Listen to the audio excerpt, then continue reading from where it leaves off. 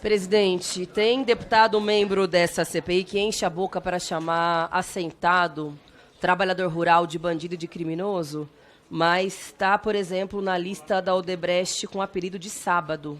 Foi embora, mas está aqui. Está na lista, segue na lista.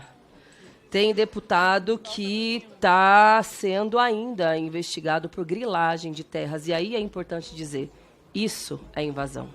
Porque isso é apropriação de uma terra indevidamente, que não é o que faz o movimento social.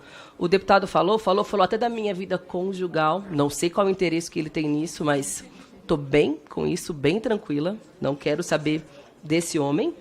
Mas eu gostaria de explicar para ele qual que é a diferença, porque eu acho que é o mínimo que a gente precisa, é se informar minimamente antes de participar de uma CPI tão importante como essa, para evitar constrangimentos, evitar passar um pouco de vergonha publicamente. Pois bem, grilagem é invasão, que muitos deputados aqui fizeram, alguns dos convidados que vão participar dessa CPI também fizeram, e muitos dos financiadores de deputados, que também foram financiadores dos atos golpistas do 8 de janeiro, o fizeram. Ocupação é um instrumento de luta que faz o movimento social que não é para apropriação daquela terra. A partir do momento que se faz uma pressão sobre o Estado brasileiro, se concede a titulação da terra mais pagando indenização, em se tratando de propriedade privada. E isso eles não falam.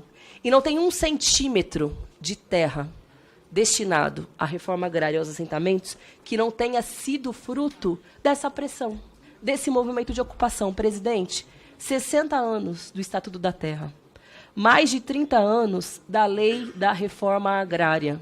Se essas leis estivessem sendo cumpridas, talvez o movimento sem terra nem existisse mais. Talvez o movimento sem terra, de fato, não precisasse fazer ocupações.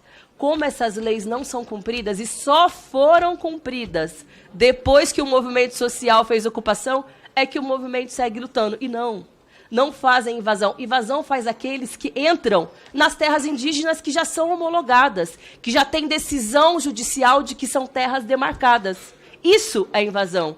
É se apropriar de uma terra que não é sua. E que não há uma decisão judicial que diga que você possa fazer uso dessa terra. Falando em produção de arroz, que o deputado mencionou que o MST é uma grande referência no que diz respeito ao abastecimento da sociedade brasileira, arroz, leite, café. Citou outros exemplos de arroz do Rio Grande do Sul, mas se esqueceu de citar um, que, aliás, também vi que notícia de que financia campanhas de uns e outros, que tinha trabalho escravo dentro das suas propriedades.